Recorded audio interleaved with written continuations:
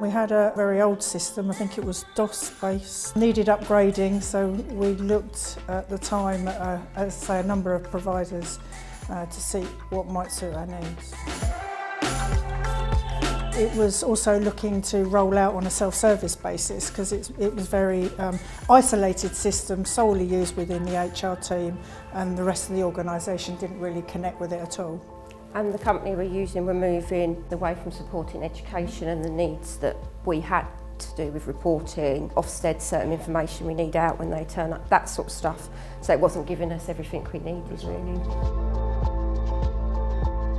I think certainly it's helped the business since we've used the self-service aspects of it.